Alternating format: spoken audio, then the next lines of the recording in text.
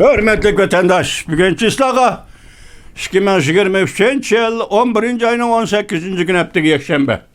Endeki haberimiz mundaq, mavzu mundaq dikkat kılayan vatandaş. Bu külle bek uzakta dep oylamaymiz. Mavzulu haber 11. ayının 18. günü Venvi Torbiti ilan kılındı. Haber mundaq başlandı. Asya Tinç Okyan İktisadi Hemkarlık yığını ötküzülgen bir mezgilde Amerika Cungo iki taraf asasen digedek töt cihette derecesi okşaş bulmagan bir halette ortak tonuş hasıl kıldı.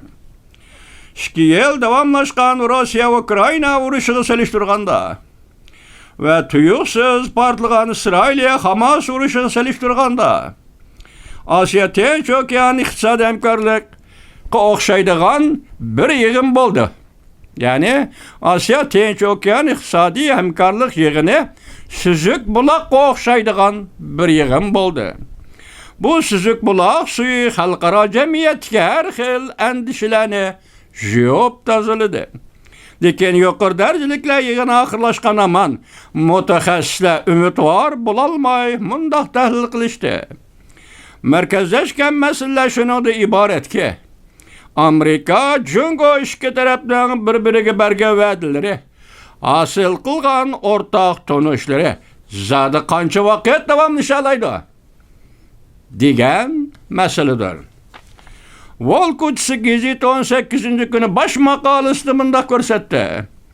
Mayli prezident Joe Biden suhbat jarayonida qandaq natijaga erishgan bo'lsin, Cungo Kompartiyasi doiralarining G'arbiy Tinch okeanda harbiy ig'vogarchilik qilishini to'xtatganligi to'g'risida hech qanday bir alomat ko'rilmadi. Bu ahvol Amerikaning eng oxirida yanala har vaqt tayyor turishi, Beijingning Tayvanga hujum qilishini cheklashi lozim. Prezident Joe Biden bilan Rais Xi Jinping suhbatining roli bormi? Şirin ayla bek bolsa 2 hafta davomlashadi. Yana bir mavzu. Mavzulu xabar Tayvan erkinlik vaqt gazetida e'lon qilindi. Xabar mundaq boshlandi. Erkin Osiyo Xitoy til programmasi mundaq xabar qildi. Amerika Qo'shma Shtatlar prezidenti Joe Biden Jungo'ning Rais Xi Jinping bilan 100 suhbat boshlagandan keyin suhbatlashgandan keyin mutaxassislar bu qatimqi ikki taraf suhbatida hosil qilgan o'rtaq tonishni ma'qul topmadi. Ikki taraf o'rtasida shirin ayla yana necha vaqt davomlashadi. Bir nima degili bo'lmaydi. Agar bir nima deyishga to'g'ri kelsa, qisqa bo'lganda bir yoki 2 hafta davomlashadi. Demak, Amerika Qo'shma Shtatlari Jungo suhbat o'tkazdi. Davlat boshliqlari Kaliforniya, San Fransiskoda. Buni biz shirin oy desak, bu shirin oylar qancha vaqt davomlashadi? Hozir Volkutsi aytdiki 1-2 hafta dedi. Endi bu xabarda hozir 1-2 hafta davomlashadi bu deydi. Diqqat vatandosh. Xabarda naql keltirib mundaq ko'rsatildi. Sobiq prezident Obama davrida Aqsaroy sobiq davlat bexatarligi bo'yicha nopozliq moder bo'lib ishlagan Ivan Madros 11. ayning 17. kuni Amerika Diplomat Journal uyushtirgan suhbat yig'inida mundaq ko'rsatdi.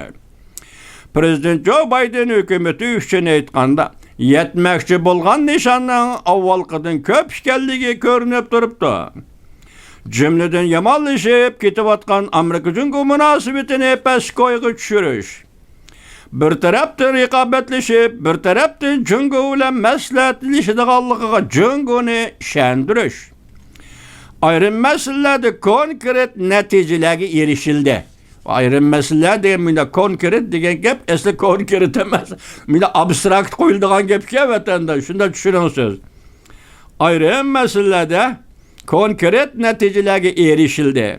Amerika doiralari yuqori o'lchamda simvollik ahamiyatga ega bu suhbat orqali Jungo tarafning amaliy va'dalariga erishdi. Ivan Madras ogohlantirib mundaq ko'rsatdi. Prezident Joe Biden bilan Rais Xi Jinping suhbatidan keyin Jungo Amerika şirin aylarının qanchalik davamlashadiganligi to'g'risida bir nima demakdas. Agar shundoq deyishga to'g'ri kelsa, faqat bir hafta yoki 2 hafta davomlashadi. Amerika Jungo suhbatidan keyin Amerika Jungo munosabatidagi şirin aylar bir hafta yoki 2 hafta davomlashadi. Avval Wall Kutsi gazetimi shundoq dedi. Endi bu hukumat ichidagi arbobdan. Obama davrida, prezident Obama davrida Oqsaroyda Osiyo tinchliklar ishlari bo'yicha nopuzliq amaldor Ivan Madras degan da'vatidagi yangi hukumat ichi davran bu hukumat bu hukumat bu vatandoshim. Prezident Joe Biden hukumatining qatoridagi arboblarning birisi. Ayni vaqt balki prezident Joe Biden bilan birga ishlagan odamlar bu. Obama davrida. Şu adam davatidagi hozir suhbat oyoqlashdi. Amerika Jungo o'rtasidagi munosabatning shirin oylari qachongacha davomlashadi? Bir hafta yoki 2 hafta. Qoltis gap bu vatandosh. Demak, bu qatam Amerika Qo'shma Shtatlari prezidenti Joe Biden Jungo bilan munosabatni yaxshilash degan mushundoq mavzu ostida ikki davlat o'rtasidagi jiddiy munosabatlarni pasaytirish. To'qinish yuz berishning oldini olish. Belki bu qatimki suhbatda eng asosli mavzu, eng asosli maqsad erishadigan natija mushu bo'lishi mumkin. Undan keyin ikkinchisi buning ikki davlat armiyalar o'rtasida aloqa munosabatlarini saqlab turish. Masalan, Tayvan bo'g'izishi, masalan, bosh so'zlab kelganda Jungoda agar bir krizis payti yetib keladigan bo'lsa, Jungoda armiya bu krizisga qanday muomala qiladi degan masala Amerika Qo'shma Shtatlarining beshini o'rtadigan masala. Men bunga ochiq aytib o'tay. Agar Jungoda bir xil siyosiy o'zgarish xarakterlik yoki ijtimoiy siyosat xarakterlik namoyish bu narsa o'tirg'i chiqib, kontrollikdan chiqib ketadigan bir payt kelganda vatandoshim armiya bilan qurolli soqchi qismlar Amerika Qo'shma Shtatlarining beshini o'rtadigan eng muhim ish. Shuni qanday qilish kerak? Kontrol qilish kerak. Nim bilan? Ponksiya bilan. Yuqori darajalik amaldor Kurt Campbellning so'zida aytganda ponksiya qurib shuni bilan kontrol qilish kerak. Mana gapning ma'nosi bu shu. Necha zamonda duduqlab sizlarga aytamidim, gapning ma'nosi bu shu. Jungo armiyasini kontrol qilish, soqchi qismlarni kontrol qilish. Bu eg'ir ish Amerika shu aytganda. Maqsad Amerika ikki davlat o'rtasidagi armiya munosabatini saqlab qolish, Tayvan bo'g'izida tuyuqsiz yuz beradigan voqealarning oldini to'qinishning oldini olish. Agar Jungoning ichki qismida bir o'zgarish yuz beradigan bo'lsa, askar bilan soqchi qismlarni kontrol qilish eg'ir vazifalar bu vatandoshlar. Mushundoq ahvol ostida bu qatam qo'lga keltirgan natijalarning ichida eng muhimi aloqa munosabatini saqlab qolish. Ondan ikki davlat o'rtasida jiddiylashayotgan munosabatlarni pasaytirish. Uchinchisi, mushu asnoda Rais Xi Jinping Tibet masalasini qanday bartaraf qilish, Uyg'uriston masalasini qanday bartaraf qilish planini men faraz qilyapman juma. Hech qanday matbuot bir yerda ko'rmadim, tasavvurimga tayinib faraz qildim. Bu qatam San Fransisko yig'iniga elib keldi bu planni.